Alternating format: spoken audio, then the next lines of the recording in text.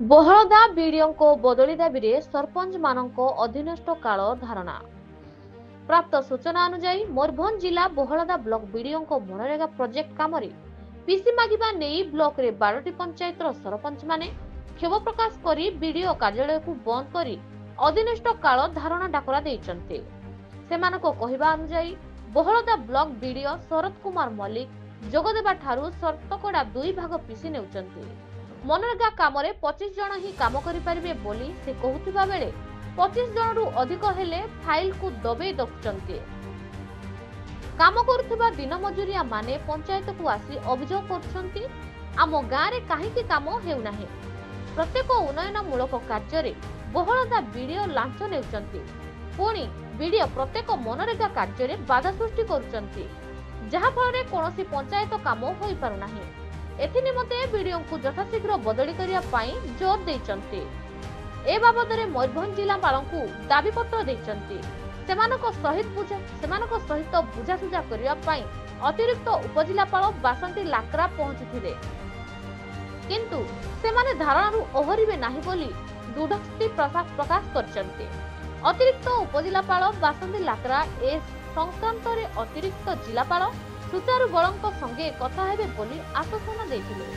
उक्त धारणा रे बहलदा ग्राम पंचायत सरपंच लक्ष्मण हासदह, अमलाजोड़ी ग्राम पंचायत सरपंच श्रीमती सलमा माझी, असना ग्राम पंचायत सरपंच बालेश्वर मुर्मू, ससा ग्राम पंचायत सरपंच स्थलपद्मा हासदह, जसीपुर ग्राम पंचायत सरपंच कासु माझी, कांकी ग्राम पंचायत सरपंच सारथी हासदह, बड़पलासा ग्राम पंचायत सरपंच गीताराणी हेम्ब्रम, बासिंगी ग्राम पंचायत सरपंच माही मुर्मू, गंभरिया ग्राम पंचायत सरपंच सालाई बेसरा, भितरमादा ग्राम पंचायत सरपंच खत्री किष्णु और झराडीह ग्राम पंचायत सरपंच विजय नायक प्रमुख उपस्थित थिले।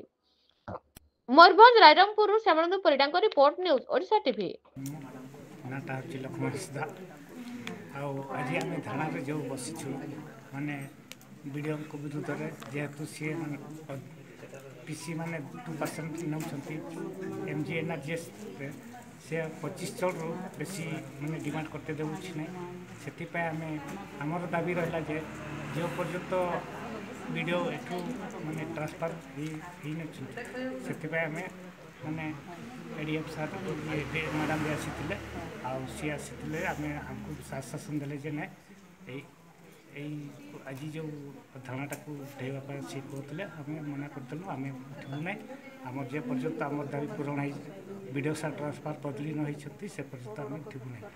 क्षेत्र सरपंच वैदेही हस्ता आज आम ब्लॉक ऑफिस सामने धारणा बसीचु आमर शरद कुमार मल्लिक को तुरंत बदली करा जाओ आ से पीसी नौ 2% लेखाएं आमर जो डेवलपमेंट काम बहुत बाधा उठुची आ 25 जन लेबर रु अधिका काम करि पारिबे नाही बोली से हमको कहिसंती आ आमर एडीओ सर मानक से मना करछंती 25 रु ऊर्ध्व डिमांड करंतु नाही बोली आमे चाहूछु ए लांचकिया वीडियो को तुरंत बदली करा जाओ। ए बसरे क्या आसीतले सब से आमर मैडम आसीतले रारंगपुर एडिशनल सब कलेक्टर से आमको देल और कहले कि सोमवार दिन एडीएम सर सहित 3टा बेल को रायरंगपुर को डाकी मीटिंग कर आलोचना करवा से आश्वासन दे।